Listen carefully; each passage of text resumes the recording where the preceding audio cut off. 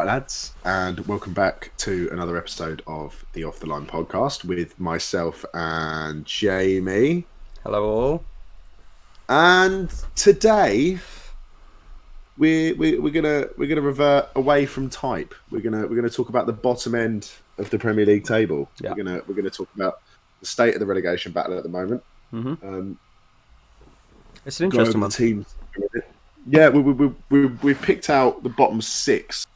As the teams that are probably most likely to go down. We've decided to kind of cap it at Burnley and cut Southampton out of the conversation of the relegation battle, because I think despite some poor results, I think it probably would still be unfair to consider them as relegation fodder at this point in the season. Yeah. But we've named the bottom six teams as the teams most likely to go down. We're just gonna go over them, have a little natter about each of them and go over the way their seasons are gone. And then at the end, we might even do a little prediction, if you're lucky. We love a prediction.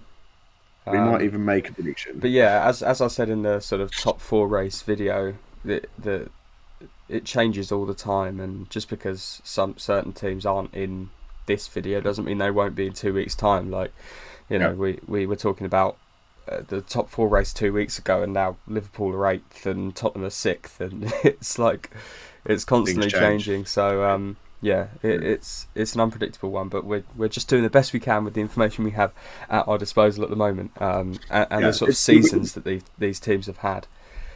Yeah, we want to say at the moment, with considering the fact that we are doing this on a specific date, we're going off the players that are injured right now as well. We're going to go through injuries and stuff. So if you listen to this a week down the line, these players might have come back and have played a game. This is purely on the date that we're doing it. So we'll crack on, because when we did the top 4 video, we started with the teams that we thought were most likely to finish in the top 4, and then kind of went on to the teams that are probably more in the scrap for the top 4. So we'll do the same here. We'll start off with the teams that me and Jamie have agreed are probably most likely to go down. Should I do my smooth transition? Are we ready? Yes. Jamie's gonna do a transition. We should be on the Premier League table right now. We are. Yeah, if you're listening, if you're listening on Spotify, sorry, you get the Premier League table up manually for yourself, and you can join in with the video that way. So we'll start off with the team. I think everyone in the country has agreed is pretty much down at this point. Yeah. Chrissy Wilder's Sheffield United. Yeah, it's an unfortunate story, this one, isn't it? A classic case of second season syndrome with Sheffield United. Yeah. They came up last year and they surprised everyone with the way they played and the system that they played. And I think with the lockdown, I think that was the sort of death of Sheffield United. The first lockdown, as soon as fans came out, I think the fans give that side a lot of impetus. And Bramall Lane is a not nice place to go as an away team. So I think that's why Sheffield United did so well last season with the quality of players that they have, and obviously injuries this season have plagued Sheffield United. And for a long time it was looking like they wouldn't reach double figures in points, but they've notched a couple of wins on their belt, so they're not like the worst ever team to ever play in the Premier League. Have you got any comments about sort of Sheffield? I'll quickly look at their injury list as well, because it makes they have suffered injury wise this season, and while I don't think that is a valid reason for their, I don't think that's the whole excuse for their performances this season. I think certain players that would have played well last year have failed to turn up this year. I think the recruitment in many ways was done very poorly. I think paying the amount of money they paid for Rhian Brewster was a really, really big error. I think that money could have been far better invested in a player that isn't young and English, which inevitably adds £10 million onto the transfer budget, on the transfer fee anyway. But if you look at some of their injuries, Johnny Egan is currently injured, potentially not coming back until April. Sander Berg is another one. Chris Basham, Jagielka, Jack Robinson, Jack O'Connell. All defenders there. Most of those players are defenders. And when they have suffered. No, go on. They have suffered, definitely. Especially, I mean, the two names that jump out to me are Jack O'Connell and Sander Berg. Probably the two biggest I think two biggest Basham as names well that for me yeah, is a I key think one. Basham as well. But yeah, Yeah, Basham and Egan I think got both got injured in the West Ham game and have been ruled out for quite a while, and they've got a very makeshift defence at the moment. I think Kean Bryan, Ethan Ampadu, and obviously Phil Jagielka, but he got sent off against whoever they played yeah, last to. I can't remember. But yeah, it makes for grim viewing for Sheffield United fans, and with 14 points, you know, how many points off relegation are they? You know, 12 points off they're relegation. yeah, They need to start winning, and they need to start winning soon. And that leads us on nicely to the sort of remainder of their season and the fixtures they have to go. You know, you start off with Leicester away, Leeds away, Arsenal, Wolves, Brighton. You know, these are games that they could get wins out of, but I just don't see it happening. Um, no, no, not at all. I don't think they've I got a think that particularly deadly run of fixtures towards the end, but I think it's too little too late, even if they do pick up a couple of wins now for Sheffield yeah. United. I don't know what you think about that. Um, I mean, the thing is, a mark of a team that's had a poor season and a mark of a team that is probably destined to go down is when you look at the remaining fixtures in their list and they're against teams that are kind of mid-table, bottom half of mid-table, kind of sitting between 15th and 10th. You mentioned, you know, your Leeds and your Arsenals. Mm. And you still don't think they're going to be able to get a result. I mean, I listened to the names that you just read out with Leicester, Leeds, Arsenal, Wolves. The only team I can picture them getting a result out against is Brighton, and even then, I think that's going to be a stretch. Mm. The football this team is playing is generally Championship level. They're lacking a lot going forward. Players, obviously, you talk about their big summer signing in Rhian Brewster, who's pretty much failed to impress in any kind of capacity this season. Yeah. Once again, it seems to be another one of these young English strikers that's come up from the Championship and just doesn't seem to have the ability to compete at this level. Yeah, he's not quite there, It is he? reminds me. No, it reminds me of players like Dwight Gale, Andre Gray, who came up to this level that the top teams play at, and they're just not quite ready to compete. Yeah. And obviously losing defensive players is going to affect their season, but to have dropped off this significantly from their performances last year and to have dropped off this significantly from how they played last year. 22 losses this season. Yeah, and I think it's also worth noting that while they've actually won more games than West Brom, the team above them. They've won one more game than West Brom, but they've also drawn 7 less. And I think that is extremely significant because you look at the way Sheffield United were playing last season. They were a difficult team to beat. They were very resolute. They were very, you know, structured and strong at the back. And this season, it seems as though if they're not winning games, they're quite comfortably losing them. Yeah. And it does become really worrying for the club performing this below standard in this league. You do wonder, you know, if they do go down and end up back down the Championship, how able they're going to be able to bounce back up, because, you know, especially with the financial instability at the moment and the way clubs are being run and, you know, the lack of income because of ticket sales and everything like that, they will receive a parachute payment going down. But if they don't bounce back up, there is a danger of them becoming, you know, kind of Huddersfield, Derby County, where a team's gone down and they don't have that ability to just return straight away. Yeah. So I think it is definitely worrying for Sheffield United. But yeah. I'll put a point on it that, you know, 10 games left, and if they don't win 7 of them, I think they've got absolutely no chance of staying up.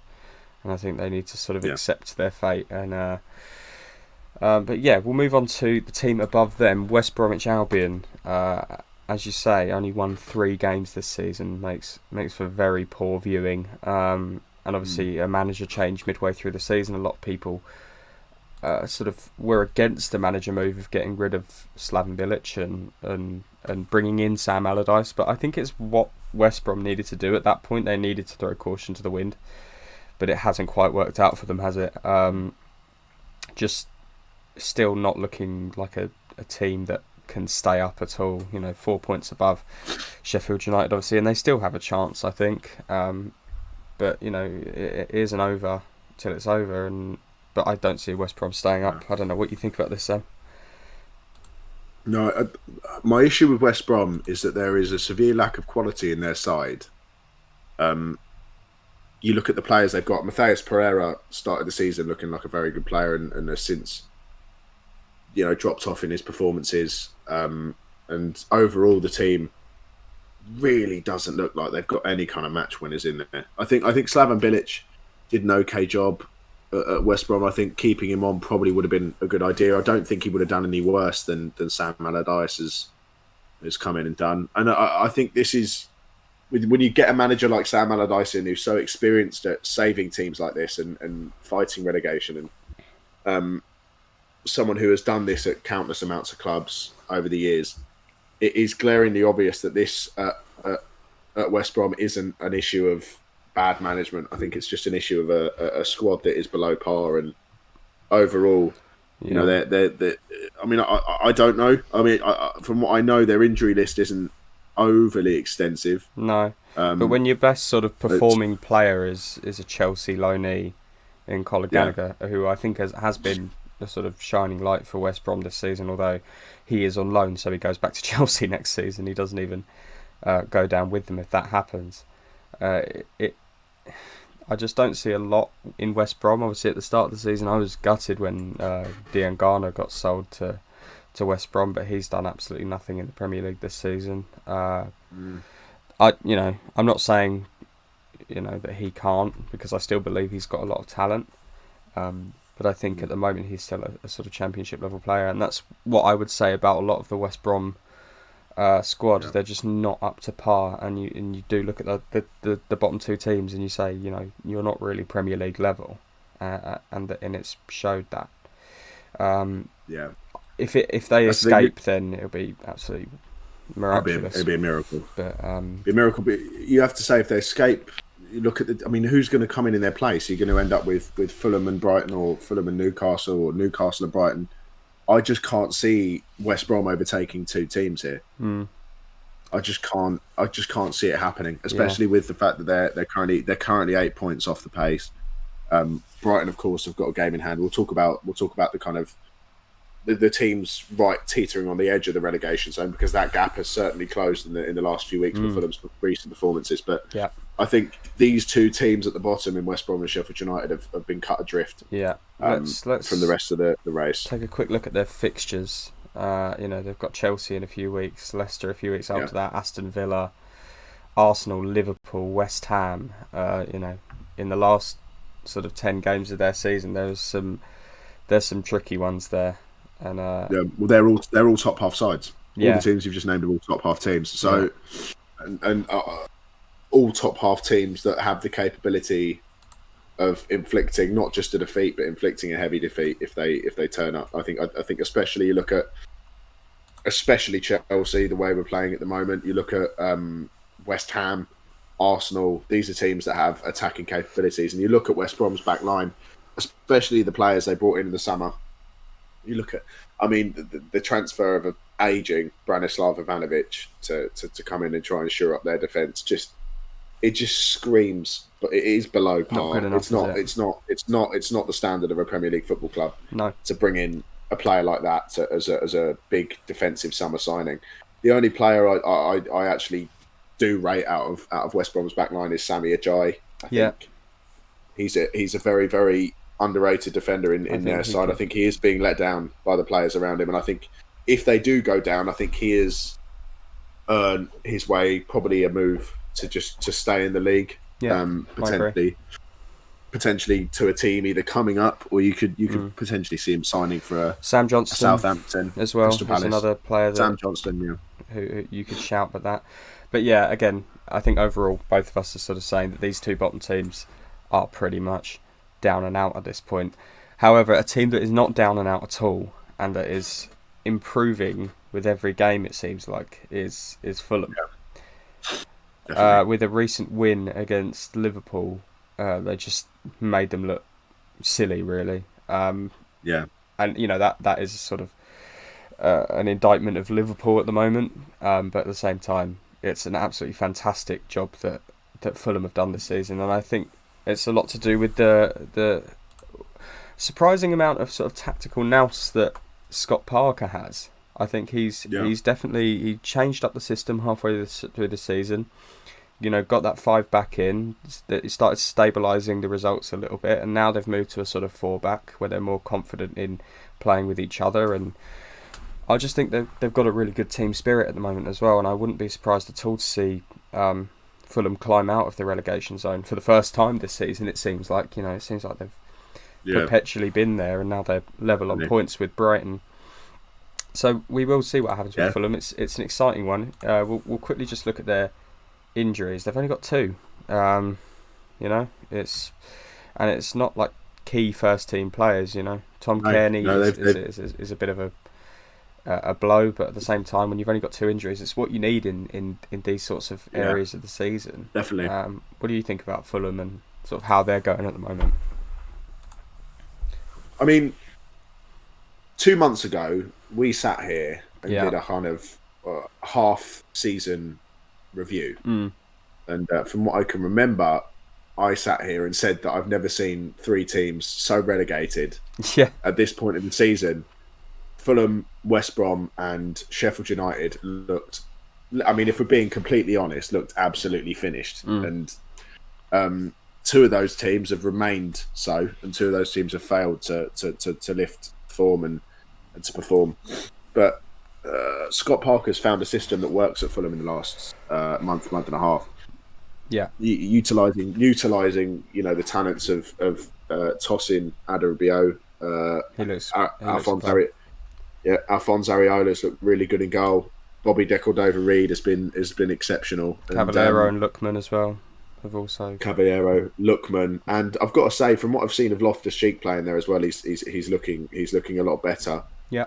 In this system, so unlike the teams below them, Fulham have definitely got these players that have Premier League pedigree and have the ability to perform in this league. And I think it's so important that they maintain this form now.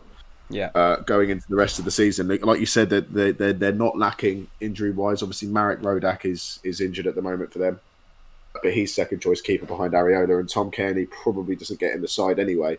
They've got capable sort of replacements in that position. You think of Zambo and Gisa, who is a player that I think is underrated in the league. Loftus-Cheek, Lamina. There's all these players that have played in the Premier League before, and I think can scrap for survival here. And I think that's what Scott Parker's done really well. He's brought in the correct players. Because at the same time, we say that these players have, not Premier League pedigree, but you also need a Premier League sort of state of mind. Definitely. And a mentality that, you want to stay in this league and you need to have that team unity. And that's what I think Fulham have got at the moment. And let's quickly look at their next couple of fixtures. I mean, they've got City, but, they can turn up against big clubs. And City, obviously, just off the back of a loss against Manchester United. Obviously, they won against Southampton last night, and then you look at, they haven't got. It's a tricky run of form towards the end, but you've got Burnley, Newcastle in there. Those are key battles for Fulham that they need to get 3 points out of desperately. Yeah, I think what I like about Fulham is that they've suddenly discovered form, and they've discovered the fact that they have players capable at every facet of the pitch. They're not the kind of club in these relegation battles that have fantastic defenders or fantastic midfielders and then the rest of the team is average. You look at their back line, they've got Adarabioyo, Joachim Anderson at the back, who are both fantastic centre backs. Bobby Decordova-Reid is playing as I'm not sure, a kind of an inverted wing back. It seems to be everywhere. They've got, like you said, Zambo and Gisa and Loftus-Cheek in the middle, Mario Lamina as well. And then you look up front, they've got Lookman, they've got is it Nketiah who went there? No. Who signed on loan? I might have got that wrong. Someone signed on loan for Fulham in January, if I'm not mistaken about that. I might be. I think that might be West Brom. I know West Brom got Ainsley Maitland-Niles, but that's what I'm thinking of. Ignore me. Right, don't worry. Joe Willock as well has gone to Newcastle. I've allowed my relegation brain to get ahead of me there. I apologise, but no, my point still stands. They've got really good players in every area of the pitch. Okay. I'd like to see. You hear about these. So. yeah, you hear about these relegation survival stories, and you say they've got a tricky run of form, but you hear about these stories, and you know these teams that have had to battle back and survive. They always end up beating these teams. You Yeah, know, if you're going to stay up in this league, you have to be able to get results against the bigger teams. And I think Fulham, out of the three teams at the bottom, look the most likely to get those results and escape that relegation zone. yep, Anyway, we'll move on to the team just millimeters, Jamie, just millimeters. millimeters above them. Uh, Three yeah, goals on goal difference separating Fulham and Brighton. yeah. Game in The hand, team, obviously. Brighton, the team whose praises I've sung for a lot of this season, and Yeah, unfortunately, I don't appear to have done them any good by complimenting the way they're playing. Brighton are such a strange team, aren't they? They They're are, so difficult to pin down. I think Brighton, you watch them and they say, oh, they don't play bad football at all, but they just don't score enough. They're nowhere no, near clinical enough, and whether that's to do with the personnel that they have. I think Graham Potter's a good manager, but I think you've got to look at their league position and say, come on, like they're 17th in the league. They've only won 5 games all season. They've only scored 27 goals. At what point do you sort of go, you know, are Brighton that good? Is Graham Potter that good? You know, they've lost their last 3. They've got Southampton next, who are in shocking form, so they'll need to pick up results here. It's been the same case for Brighton for the entire season, looking good and not doing anything with that.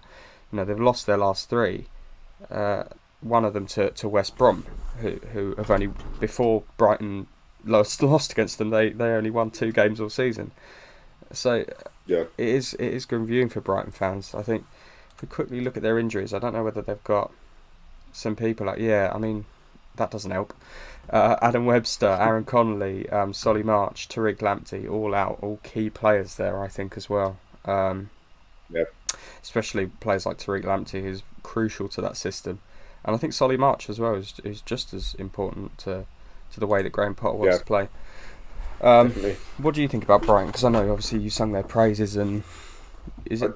To be honest, at the start of the season, and there was a lot of jokes made about my appreciation for Tariq Lamptey as a Chelsea Academy graduate, Yeah, someone that I actually probably hoped we'd kept hold of yeah, this season, and probably would have really suited the system that Thomas Tuchel's playing at the moment.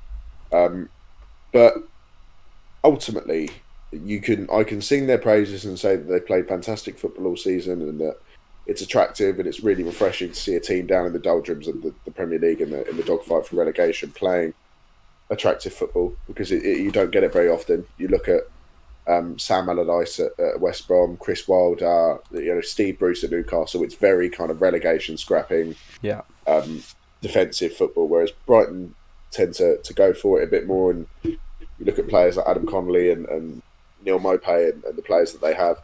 They do definitely have the ability to play better football, but at the end of the day, that only counts for so much. And at some point, you've got to actually start winning games. yeah.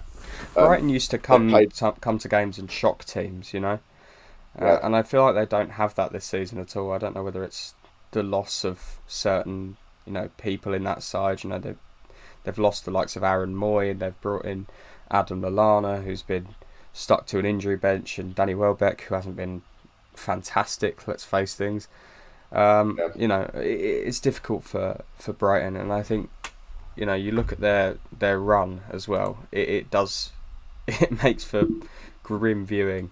You just got to look at the likes of United, Everton, Chelsea, all 3 in a row there. And then at the end of the season, playing against West Ham, City, and Arsenal as their last 3 games. I don't know, Sam. Could this be an outside shout for? I mean, it's not an outside shout because they're in the battle, but could we see Brighton going down to the Championship this season? it's a very. It's actually. I mean, it reminds me of the relegation scrap that was going on last season. You look at the teams that are down there. Who were down there last year? You had Watford, Bournemouth, Fulham, West Ham, not Aston Fulham, Villa. Aston Villa, West Ham. The kind of teams that were in that. And I've got to say, with Bournemouth going down and Watford, they were 2 teams that I didn't expect to end up down at the end of the season. Yeah, Especially Watford. And you look at the difference in form between Brighton and Fulham. Fulham look like a team resurgent and look like a team that at the moment High on no one would confidence. want to go and play. Yeah, No one wants to go and play Fulham because yeah. they're playing like a team desperate for survival. Mm. Brighton, unfortunately, are missing a few key players. They look lackluster. They're not completely bereft of talent. The players that they've obviously they've got Lewis Dunk, who I'm Huge very fan of fond Lewis of, Dunk. Yeah, I think we all yeah, are. I'm very fond of, Friend of and the channel. I think, yeah, really good friend of the channel. And I've got to say, I think Yves Bissouma as well is a Yeah, player that I'm very, very, very massive fan of the way he plays football. yeah. But XG merchants, overall, though, aren't they? You know, yeah, overall, their XG has been absolutely astronomical this season. They've been expected to score about 10 more goals than they've actually scored.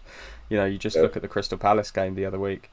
Having and XG is obviously not the be all and end all, but me as a football manager player, I'm looking at this statistically. yeah, And when Brighton have this higher of an XG and don't take their chances, that's what gets you into these positions, and it needs to turn around for the Seagulls. Otherwise, they could be facing a relegation. Should we move on to yes, the north? the very north, Yeah, the very north very of much north. the Premier League table.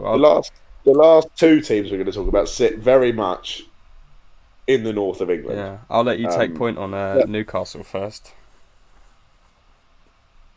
Now, no, what I will say first is that Newcastle are a side that have a very, very, in my eyes, a pretty decent squad, and not a squad that deserves to go down No, I in any agree. way, shape, or form. Now, you look at their injury list, and I'll start off with their injury list because I think this is, out of the four teams, the team that has struggled with injuries most this season. Obviously, they brought Callum Wilson in the summer. When he's played, he's looked pretty decent for them and has looked like a massive goal threat. Again, he's out For a at the month. moment. He's kind of bounced in and out of that side because of injury. He's probably out until the start of April. Alan St Maximan again is another one that's massively bounced in and out of that side. Struggled with a groin injury. He's probably not out back until the start of April. Miguel Almiron Yeah, is injured at the moment. Probably not back until the start of April. that's their And starting Fabian attack, Schär isn't it? Those and three. Fabian Schär, yeah, and Fabian Schär's got a severe knee injury at the moment and probably unlikely to play at all for the rest of the season. Yeah. So those four players are absolutely essential to Newcastle's starting 11. These are not kind of players that are on the cusp of coming in, going out. These are players that absolutely, if they're fit, start every single game and are probably the biggest goal threats in the three of them for Newcastle going forward. Yeah. Um, I do think Newcastle have been um, Poorly managed. managed and owned poorly. I Yeah. think there's absolutely no secrets that Mike Ashley's a bit of a dodgy football owner. I think anyone that watches Premier League football Welcome is under any to Off the illusions. Line Understatements. Yeah, I Yeah. don't think there's anyone in Premier League football or who even watches football who's under any illusions that Mike Ashley is a very, very, very poor owner Yeah. of that club. Yeah.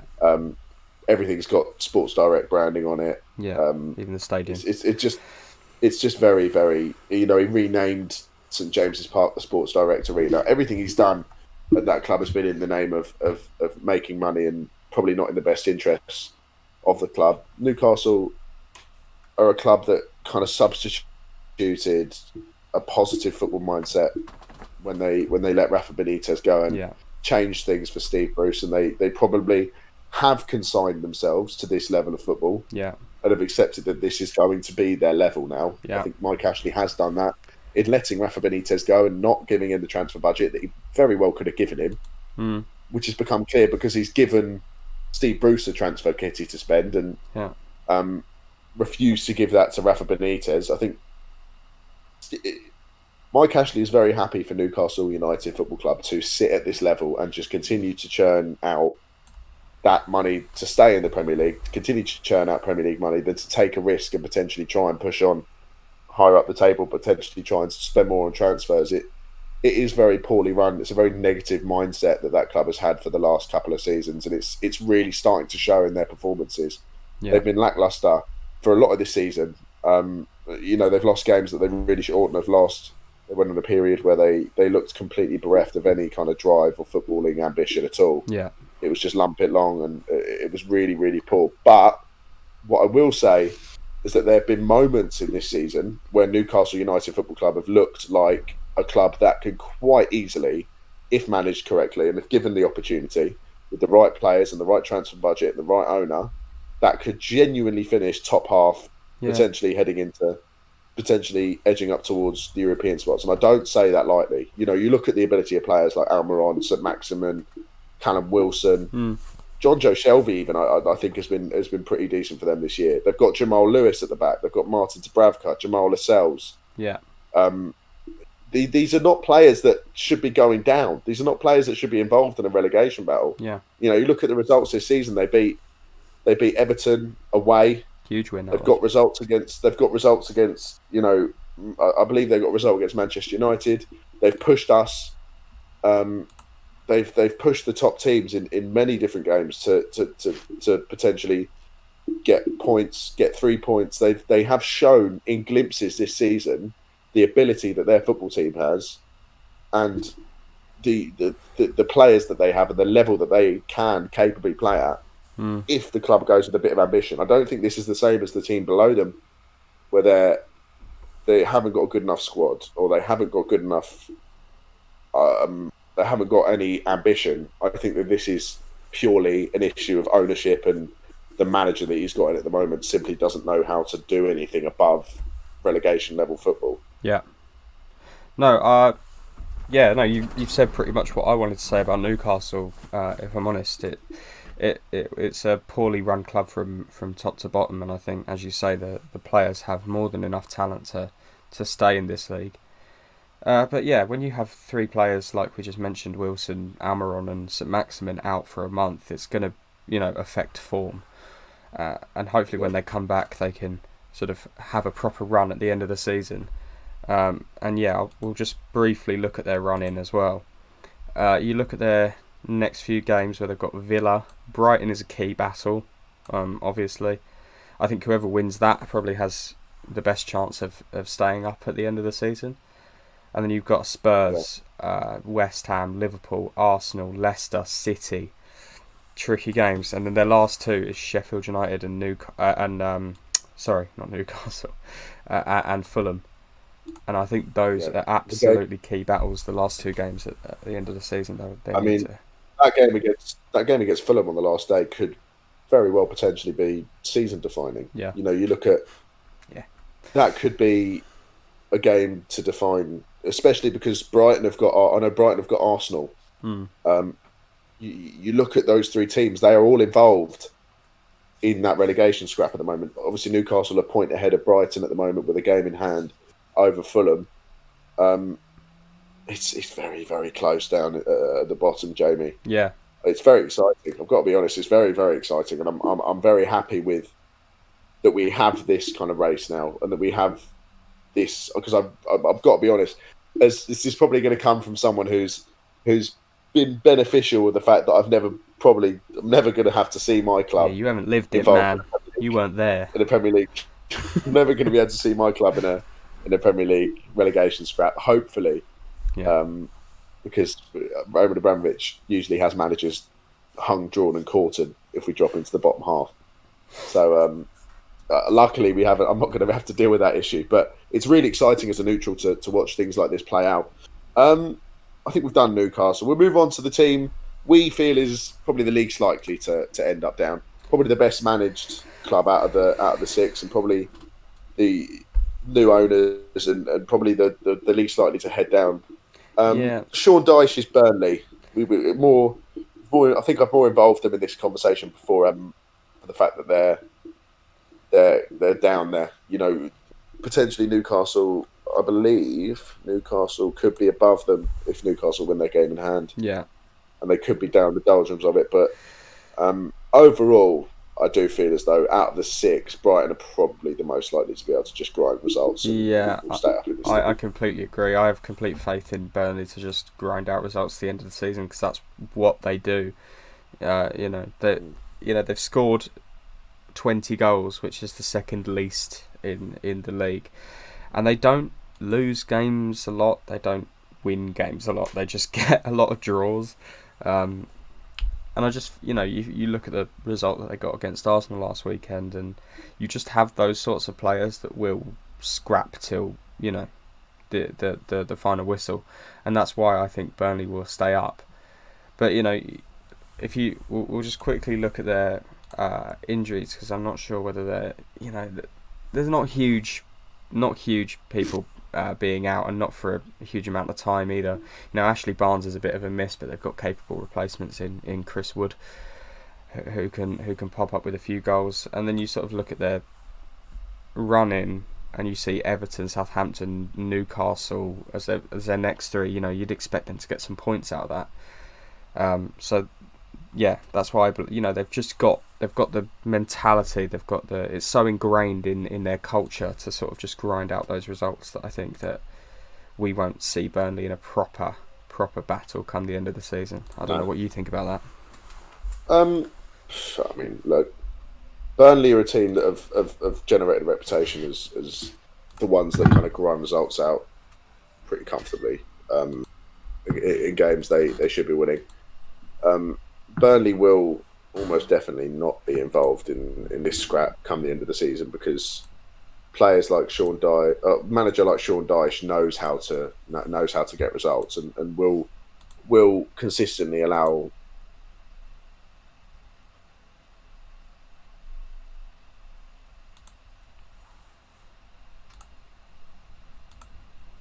Barnes to play their roles and provide for that team. I think they have got the ability to stay up.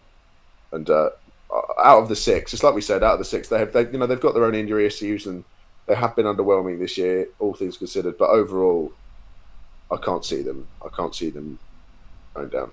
Being brutally honest. Yeah, perfect. My camera's just turned off, so that's a little bit of a technical issue, and we didn't hear some of what you just said, so I don't know what's going on there, but it happens sometimes. Technology isn't always my best mate.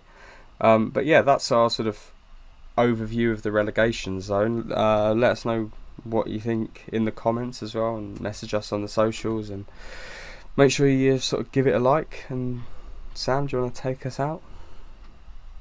Well, it's been a pleasure, as it always is. I know we've got a few viewers who are involved in this. Yeah. In this horrible end of the season relegation stuff. It is starting to hot up. Obviously, certain teams have got 10 games left. Other teams have got 11. I think we know.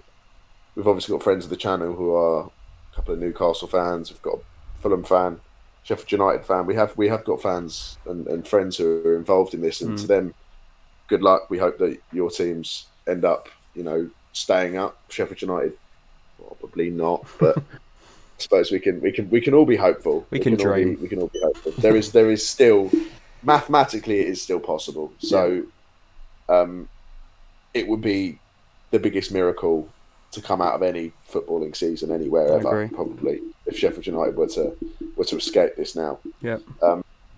But no, boys, it's been an absolute pleasure. Drop a like on the video if you're watching on YouTube.